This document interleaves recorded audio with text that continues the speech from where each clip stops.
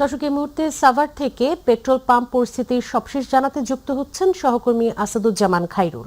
খাইরুল, সাভার যেহেতু হাইওয়ে এলাকা, কেমন দেখছেন সেখানকার জ্বালানি তেল নিয়ে ফিলিং স্টেশনগুলোর সবশেষ পরিস্থিতি? সাভার কিন্তু একটি হাইওয়ে এলাকা এবং এই হাইওয়ে রাস্তা দিয়ে কিন্তু ঢাকা থেকে উত্তরবঙ্গ এবং দক্ষিণবঙ্গের যেই জেলাগুলো আছে সেই জেলাগুলোতে কিন্তু বাস গাড়ি এবং বিভিন্ন যানবাহন চলাচল করে। আমি এখন কিন্তু সেই ঢাকা আরিচা হাইওয়ের সাভারের যেই পাকিজা স্ট্যান্ড, সেই পাকিজা স্ট্যান্ডের একটি তেলের পাম্পে আছি। এই তেলের পাম্পে এসে আমরা যেটি দেখেছি যে আসলে এখানে তেল নেই এবং সেই তেল যে নেই, তেলের যে সংকট, এই কারণে কিন্তু আমরা দেখছি বিভিন্ন গাড়ি এবং বিভিন্ন মোটরসাইকেলের যারা মোটরসাইকেল চালায়, মোটরসাইকেল যারা চালায় তারা কিন্তু আসলে এসে এসে ফিরে যাচ্ছে।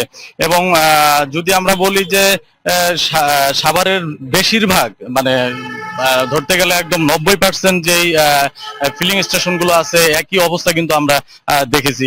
বিগত এই যে ইরান এবং ইসরায়েলের যে যুদ্ধ, এই যুদ্ধের পর থেকে কিন্তু তেল সংকটের যে বিষয়টি, সেই বিষয়টি কিন্তু আমরা এখানে বড় ধরনের প্রভাব দেখেছি।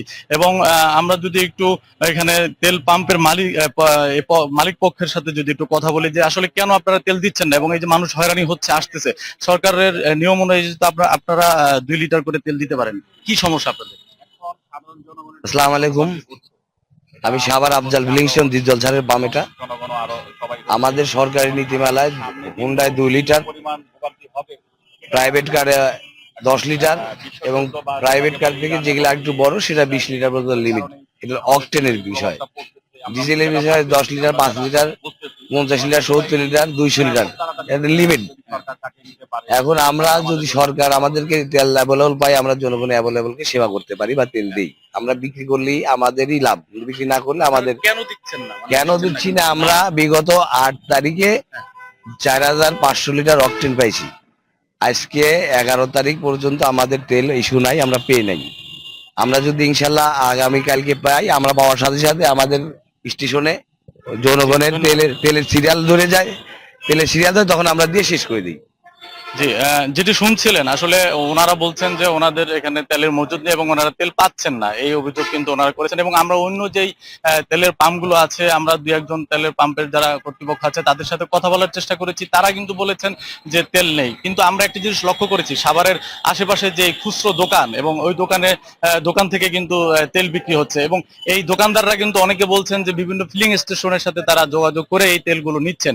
আসলে প্রকৃত অর্থে ঘটনা কিন্তু যারা সাধারণ যারা ড্রাইভার আছেন এবং যারা মোটরসাইকেল চালান, তারা কিন্তু বলছেন এখানে কোনো একটি পক্ষ সুবিধা নিচ্ছেন এবং তারা এই সুবিধা নিয়ে কিন্তু আসলে এই ধরনের কারসাজি করছেন বলে তারা জানাচ্ছেন। এবং এই ক্ষেত্রে বাড়তি যে তেলের দাম দিয়ে তাদের তেল নিতে হচ্ছে আশপাশের লোকাল যে গ্যারেজ বা লোকাল যে দোকান, সেই দোকানগুলো থেকে।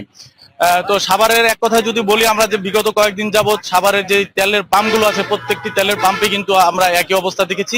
এবং এই তেলের পাম্পগুলোতে কিন্তু আসলে তেল নেই, তেল না পেয়ে কিন্তু ভোগান্তির শিকার হচ্ছেন শত শত মোটরসাইকেল ড্রাইভার থেকে শুরু করে বিভিন্ন গাড়ির ড্রাইভাররা। তো সাভার থেকে আমার কাছে তেল স্বল্পতার সর্বশেষ খবর ছিল এই। ধন্যবাদ খায়রুল আপনাকে। দর্শক, সাভার থেকে ফিলিং স্টেশনগুলোর সবশেষ পরিস্থিতি জানাচ্ছিলেন সহকর্মী আসাদুজ্জামান খায়রুল।